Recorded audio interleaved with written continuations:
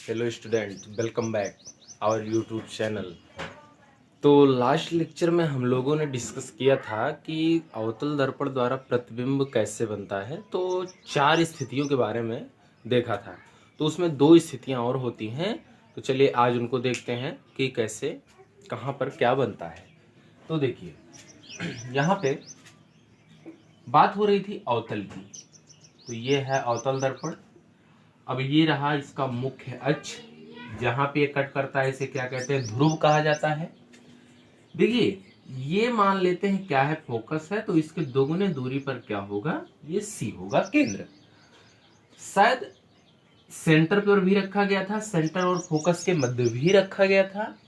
इस बार क्या करना है, आपको फोकस पे वस्तु रख देनी है।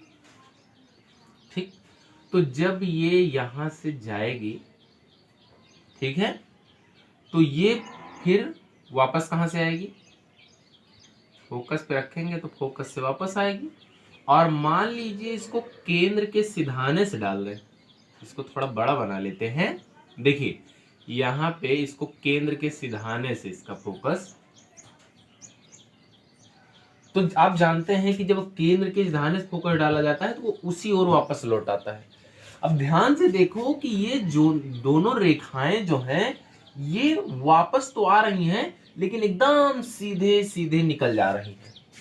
ठीक है, अब यहाँ पे जो है, यहां से हमें ये पता चलता है कि ये कहीं कट नहीं करेंगी।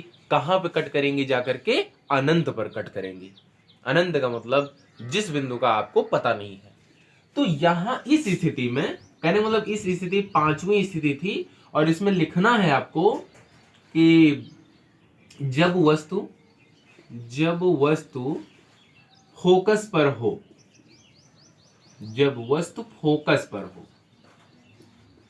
अब जब फोकस पर होती है तो प्रतिबिंब बना कैसे,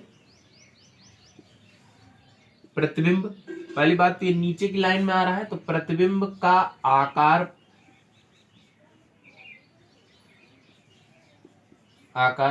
अब ये जाएगा जाएगा नीचे नीचे, मतलब ये इस अक्ष से अगर तुलना करो तो बहुत बड़ा होकर के जा रहा है। तो यहां लिखेंगे प्रतिबिंब का आकार बहुत बड़ा,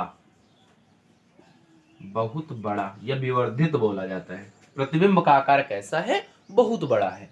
और प्रतिबिंब की स्थिति कहां है, प्रतिबिंब की स्थिति, तो प्रतिबिंब कहीं कट तो कर नहीं रहा है। अगर मान लो यहीं पे कट कर जाता तो इसको मिला देते, तो ये सेंटर से हट करके आता तो बोल देते केंद्र से परे, लेकिन ये कहीं कट ही नहीं कर रहा है, तो इसका प्रतिबिंब कहां बनेगा, वो अनंत पर बनेगा।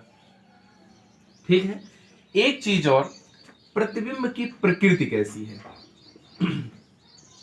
किस प्रकृति का है, तो ये होगा वास्तविक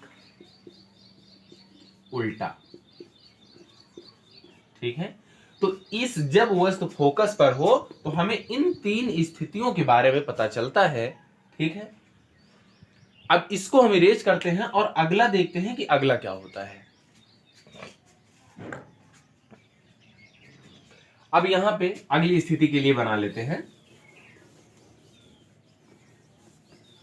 अब यहां पे अगला आता है जब वस्तु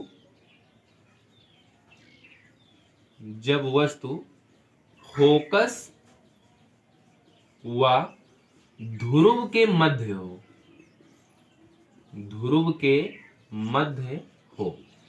अब देखिए यहां पे क्या करना है, ये रहा दर्पण, ठीक है, ये रहा ध्रुव, ये है फोकस और ये है केंद्र। तो इस बार क्या बोला गया, इस बार ये बोला गया कि वस्तु को फोकस व ध्रुव के मध्य में कहीं रखना है। चलो रखो, कहीं पे रख दिया इन दोनों के बीच में। अब ये जो वस्तु है ये यहां से पहले आएगी और टकरा करके कहां वापस आएगी, फोकस से जाएगी। ठीक है, तो ये वस्तु का नाम देते हैं ए और ये हो जाएगा बी। अब यहां पे देखो ये ऐसे गई और ऐसे वापस चली आई। इस बार क्या करते हैं, इसको सेंटर के सिधाने से डालते हैं। देखो ये रहा, ये यहां से मिटा देते हैं, ये ऐसे। तो आप जानते हैं जब सेंटर की सीध में डालते हैं तो टकरा करके पुनः वहीं से वापस चला आता है, ऐसे। अब एक काम करो, इनको थोड़ा थोड़ा बढ़ाओ, इनको थोड़ा थोड़ा बढ़ाओ, यहां पे आकर के कट कर रहे हैं ये दोनों लोग। इधर तो देख रहे हो, इधर अगर हम और बढ़ाते जाएं तो ये फैलता हुआ चला जा रहा है, कहीं कट करने का अनुमान ही नहीं है, लेकिन यहां पे कट कर रहा है, तो इनको ऐसे मिला देंगे। अब यहां पे ए डैश में हो जाएगा और बी क्या हो जाएगा, बी डैश हो जाएगा। इस बार सारी स्थितियां देखो क्या हो रहा है, यहां पे प्रतिबिंब का आकार, पहली बात करते हैं कि यह आकार कितना बड़ा है।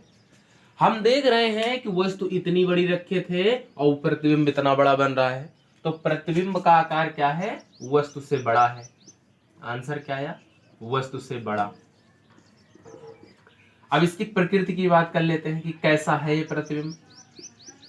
इस बार ऊपर की ओर ही वस्तु रखे थे और प्रतिबिंब भी ऊपर की ओर बन रहा है, नीचे थोड़ी ना आकर के बन रहा है, तो कहने का मतलब यह है सीधा बनेगा, सीधा ही तो बन रहा है प्रतिबिंब, और सीधा के साथ हमेशा आभासी होता है। अब इस आभासी शब्द से क्या मतलब है, आभासी देखिए कहीं वास्तविक रूप में कट नहीं कर रहे हैं, ये दर्पण के पीछे जाके बन रहे हैं। जैसे हम दर्पण के सामने खड़े होते हैं तो लगता है कि शीशे के अंदर में कहीं हमारा प्रतिबिंब बन रहा है, केवल आभासी तो करते हो कि आपकी जो है वहां पे परछाई कहीं दिखती है, तो वास्तविक रूप में दिखती नहीं है, वो केवल आभास करते हो कि दर्पण की इतनी दूरी पर अंदर हमारा प्रतिबिंब बन रहा है। वैसे यहाँ पे होता है, देख रहे हो ये दर्पण के पीछे, इसी वजह से इसे डॉटेड लाइन से दिखाया गया है कि ये वास्तविक नहीं है, वो नहीं है, आभासी है, ये केवल आभास करेंगे कि दर्पण के पीछे जाकर के बनेगा। अब यहाँ पे एक चीज और, प्रतिबिंब की स्थिति, तो प्रतिबिंब कहां पे स्थित है ये बताओ, तो देख रहे हो दर्पण के पीछे जाकर के बन रहा है, तो यहां लिख देंगे दर्पण के पीछे।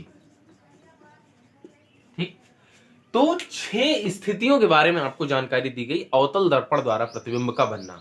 तो इसमें यही 6 स्थितियां होती हैं और आपको ये दिमाग में रहना चाहिए, क्योंकि कभी कभी ऐसे क्वेश्चन पूछे जाते हैं, उसमें आरेख भी बनाना होता है। तो अगर समझ में आ गया कि कहाँ पे वस्तु रखी गई कितनी दूरी पे, तब आप आरेख बड़े अच्छे से बना ले जाओगे। और बोर्ड परीक्षाओं में पूछा जाता है कि इस प्रश्न को हल कीजिए तथा इसका आरेख भी बनाइए, तो आपको आरेख बनाना होता है वहां पे।